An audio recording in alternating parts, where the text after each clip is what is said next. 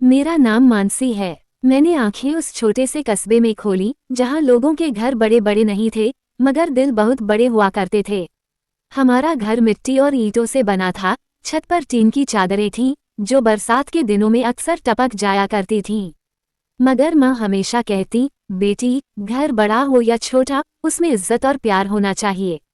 पापा दिन रात मेहनत करते।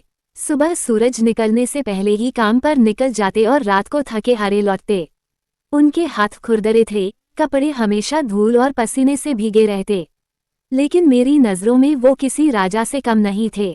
माँ सादी सी औरत थी, जो हर हाल में हमें मुस्कुराकर जीना सिखाती। मेरी तीनों बड़ी बहनों की शादी कम उम्र में ही कर दी गई थी। घर की हालत ही ऐसी थी कि पढ़ाई का खर्च उठाना मुश्किल था। जब बहनों की विदाई हुई तो घर और सूना लगने लगा। अब सबकी उम्मीदें मुझसे थीं। मुझे पढ़ाई में अच्छा लगता था। किताबों की दुनिया मुझे गरीबी की हकीकत से कहीं दूर ले जाती। लेकिन रिश्तेदारों की बातें अक्सर मेरे सपनों को चीर कर रख देती।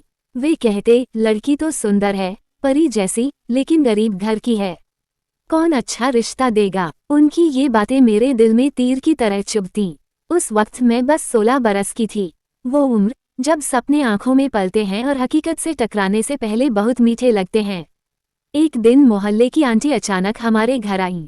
उनके चेहरे पर रहस्यमयी सी मुस्कान थी। बैठते ही उन्होंने माँ से कहा, बहन जी, एक रिश्ता है, लड़का विदेश में नौकरी करता है, बहुत अमीर घर का है। ऐसी किस्मत तो हर लड़की को नहीं मिलती। माँ पापा के चेहरे पर मानो नई रोशनी फैल गई। पापा, जो हमेशा मेरे भविष्य को लेकर चिंता में रहते थे, पहली बार खुलकर मुस्कुराए। माँ की आंखों में सपनों की चमक थी। कुछ दिन बाद लड़का हमारे घर आया। वो स्मार्ट था, पढ़ा लिखा, अच्छे कपड़े पहने हुए। उसकी चाल ढाल देखकर ही लगता था कि वो बड़ी दुनिया से जुड़ा हुआ है। लेकिन उसके साथ एक और शख्स था, उसका बूढ़ा पिता। उनकी झुकी हुई कमर और तेज नजरें मानो हर बात को परख रही हूँ। माँ पापा उनकी बातों से बहुत खुश हो गए। पापा बार बार कहते, देखा मानसी, भगवान ने हमारी सुन ली। बेटा तो विदेश में है, बेटी की जिंदगी अब बन जाएगी। मैंने चुपचाप सब सुना। मेरी आवाज गले में अटक गई थी। लेकिन माँ की उम्मीदें देखकर मैंने भी सिर झुकाकर हाँ कर दी। कुछ ही हफ्तों में शादी की तैयारियां शुरू हो गईं। गरीबी के बावजूद पापा ने कोई कमी नहीं रखी। रिश्तेदारों ने मदद की और पूरा मोहल्ला हमारी खुशियों में शामिल हो गया। जब मैंने दुल्हन का लाल जोड़ा पहना और आईने में खुद को देखा, तो पहली बार लगा जैसे मैं सचमुच कोई राजकुमारी हूँ। सपनों में डूबी, धड़कनों से भरी हुई। शहनाइयाँ बज रही थीं, बारात आई और मैं सब रस्में निभाती चली गई। मेरे दिल की गहराइयों से आवाज आ रही थी, आज मेरी जिंदगी बदल जाएगी। आज मेरा नया सफर शुरू होगा। जब सब मेहमान चले गए और कमरे में सन्नाटा छा गया, तब मेरे पति धीरे से मेरे पास आए। उन्होंने मेरा हाथ पकड़कर बड़ी नरमी से कहा, मानसी, तुझे कभी किसी बात के लिए रोकूंगा नहीं। तेरी हर ख्वाहिश पूरी करूंगा। तू मेरी जिंदगी का सबसे कीमती तोहफा है। उनकी बातें सुनकर मेरे गाल लाल हो गए। मैंने शर्म से सिर झुका लिया। उस रात नींद तो नहीं आई, लेकिन दिल चैन से भर गया। कुछ दिन सचमुच बहुत अच्छे बीते, लेकिन 4 महीने बाद अचानक पति को काम के सिलसिले में विदेश जाना पड़ा। विदाई के समय उन्होंने कहा, जल्दी ही लौट आऊंगा मानसी, बस कुछ ही महीनों की बात है। मैंने आंसुओं में मुस्कुराने की कोशिश की, मगर दिल को अजीब सा डर घेर रहा था। दिन बीतते गए। पहले पहल उनकी चिट्ठियां और फोन कॉल्स मेरे लिए सहारा बनी रहीं। हर शब्द मेरे दिल को सुकून देता था। लेकिन धीरे धीरे उनका लौटने का वादा टलने लगा। कभी कहते, बस अगला महीना, कभी काम का प्रोजेक्ट पूरा होते ही, और महीनों ने साल का रूप ले लिया। मैं उस घर में अकेली रह गई, सिर्फ अपने बूढ़े ससुर के साथ। शुरुआत में ससुर सिर्फ दिलासा देते, मेरे आंसू पोंछते और कहते, बेटा, सब ठीक हो जाएगा। तेरे पति बहुत अच्छे इंसान हैं, तू मजबूत रह। उनके शब्दों में अपनापन था। कभी कभी वो मजाक भी करते और मुझे हंसाने की कोशिश करते। लेकिन तन्हाई बड़ी खतरनाक होती है, वो इंसान को भीतर से खोखला कर देती है। मेरी उम्र नाजुक थी, दिल बेचैन, और धीरे धीरे मर्यादा की दीवारें टूटने लगीं। फिर वो रात आई, एक ऐसी रात जो कभी नहीं होनी चाहिए थी। कभी दिलासा, कभी नजदीकी, कभी सहारे के नाम पर, हम दोनों ने वो सीमा लांघ दी जिसे पार करना पाप था। सुबह जब आईने में खुद को देखा तो लगा कि मैं अब वही मासूम मानसी नहीं रही। आंखों में पछतावा था, मगर दिल में एक अजीब सा खिंचाव भी। उस रात के बाद सब कुछ बदल गया। अब मैं खुद उनके पास जाने लगी। वो मुझे बाजार ले जाते, कपड़े और गहने दिलाते। हम बाहर घूमते, कभी मंदिर, कभी मेले। और धीरे धीरे मुझे लगने लगा कि यही मेरी दुनिया है। मैं भूलने लगी कि मेरा कोई पति भी है, या शायद भूलना चाहती थी। बाहर से सबको हम बाप बेटी लगते थे। पड़ोसी, रिश्तेदार, यहाँ तक कि मोहल्ले की औरतें भी यही कहती, मानसी कितनी भाग्यशाली है, ससुर उसे अपनी बेटी से भी बढ़कर मानते हैं। मैं हर बार बनावटी मुस्कान दे देती, लेकिन भीतर का सच मुझे हर पल काटता रहता। रात को जब आईने में अपना चेहरा देखती तो शर्म से नजरें झुका लेती। कई बार मन करता सब खत्म कर दूं, लेकिन मैं इतनी कमजोर हो चुकी थी कि खुद को रोक नहीं पाती। फिर आई वो रात जिसने सब कुछ बदल दिया। मैं छत पर लेटी हुई थी और नीचे कमरे से मेरे ससुर की आवाज आ रही थी। वो फोन पर किसी से बात कर रहे थे। पहले तो ध्यान नहीं दिया, लेकिन अचानक कुछ शब्द मेरे कानों में पड़े। हाँ बेटा, मानसी से शादी तो सिर्फ मेरी जरूरत थी। तुझे तो अपनी बीवी और बच्चों की देखभाल करनी है। ये लड़की मेरे लिए घर चलाने का बहाना है, और तेरे लिए जिम्मेदारी से छुटकारा। मेरे पैरों तले जमीन खिसक गई। धड़कनें इतनी तेज हो गईं कि लगा जैसे सीना अभी फट जाएगा। क्या कहा उसने? मेरे पति पहले से शादीशुदा हैं, उनके बच्चे भी हैं, तो मेरी ये शादी सिर्फ एक छलावा थी। मैं तो बस एक धोखे का शिकार हूँ। मेरे दिमाग में बार बार यही सवाल गूंज रहे थे। उस पल मेरी आंखों के सामने पूरी जिंदगी घूम गई।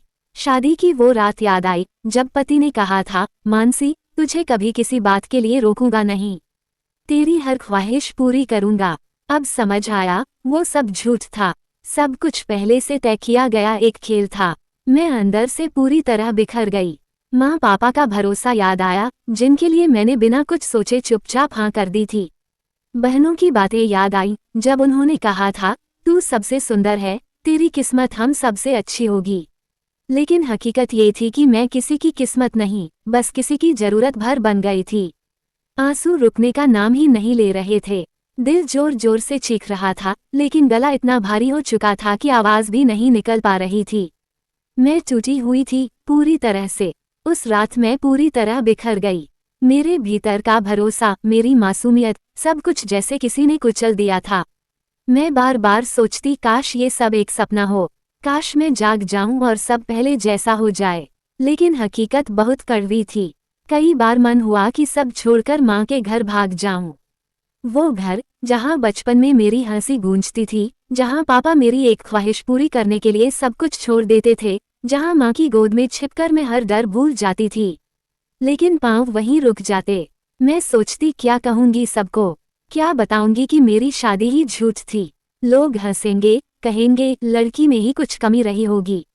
तलाक की बदनामी, समाज की उंगलियां, क्या मेरा परिवार ये सब सह पाएगा? यही सोचकर मैं चुप हो जाती। मेरे आंसू ही मेरी हमराज बन गए थे। एक दिन मैंने हिम्मत जुटाकर पति से बात की। कांपती आवाज में पूछा, आपने मुझसे ये सब छुपाया क्यों? आपकी बीवी और बच्चे हैं, फिर मुझसे शादी क्यों की? दूसरी तरफ से ठंडी आवाज आई, ये शादी तेरे लिए थी ही नहीं मानसी, तू बस पिताजी की जरूरत थी। मैंने कभी तुझे अपना मानकर वादा नहीं किया। ये शब्द सुनकर मेरा दिल जैसे चाकू से कट गया। मेरे पास सिर्फ आंसू थे। मेरी आत्मा अंदर से मर चुकी थी। आखिरकार एक दिन मेरा सब्र टूट गया। मैं घर गई और माँ की गोद में सिर रखकर फूट फूट कर रो पड़ी। शब्द नहीं निकल रहे थे, लेकिन आंसुओं ने सब कह दिया। माँ ने मेरे बालों को सहलाया और बहुत देर तक चुप रहीं। फिर धीरे से बोली, बेटी, औरत कमजोर नहीं होती, अगर चाहे तो राख से भी उठ खड़ी होती है। तेरे साथ धोखा हुआ है, लेकिन ये धोखा तेरी पहचान नहीं है। तेरी असली पहचान तेरी हिम्मत है। उनके शब्द मेरे लिए किसी मरहम से कम नहीं थे। माँ की आंखों में जो विश्वास था, वही मेरे लिए ताकत बन गया। मैंने तय कर लिया, अब मैं किसी के धोखे की शिकार नहीं बनूंगी। अब मैं अपनी किस्मत खुद लिखूंगी। मैंने पढ़ाई दोबारा शुरू की। दिन में घर का काम करती और रात को किताबों के पन्ने पलटती। शब्द मेरे दोस्त बन गए। हर पन्ना मुझे याद दिलाता, तू अभी खत्म नहीं हुई। पैसों की तंगी थी, लेकिन मैंने हार नहीं मानी। सिलाई सीखी, ट्यूशन पढ़ाए, छोटे मोटे काम किए और धीरे धीरे मेरी मुट्ठी में फिर से अपनी पहचान की कमाई आने लगी। समाज ने मुझे छोड़ा नहीं। हर गली, हर नुक्कड़ पर फुसफुसाहट होती, ये वही है, छोड़ी हुई औरत। कुछ निगाहें मुझे तोड़ने आती, कुछ शब्द मेरे जख्म को रेंदते, लेकिन इस बार मैं रोई नहीं, क्योंकि अब मैं जान चुकी थी, आंसू कमजोरी नहीं धोते, बल्कि सपनों को बहा ले जाते हैं। और मैं अपने सपनों को खोना नहीं चाहती थी। धीरे धीरे मेरे भीतर का डर मिटने लगा। आईने में जब खुद को देखती तो वही लड़की दिखती जो कभी खो गई थी। लेकिन इस बार उसकी आंखों में आंसू नहीं थे। इस बार वहां सपने थे, मेरे अपने सपने। आज मैं अपनी कहानी खुद कह रही हूँ। हाँ, मैं टूटी थी, बिखरी थी, लेकिन मैंने हार नहीं मानी। वो घर जहाँ मैंने धोखा खाया, अब मेरी पहचान नहीं है। मेरी असली पहचान है मेरी मेहनत, मेरी हिम्मत।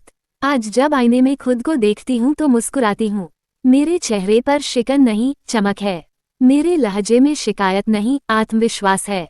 मैं खुद से कहती हूँ, हाँ, मैं मानसी हूँ। मैं धोखे से नहीं, अपनी ताकत से जिंदा हूँ। और अब मेरी कहानी सिर्फ मेरी है। आपकी नज़र में रिश्तों की सबसे बड़ी ताकत क्या है? अपनी राय कमेंट बॉक्स में ज़रूर लिखें।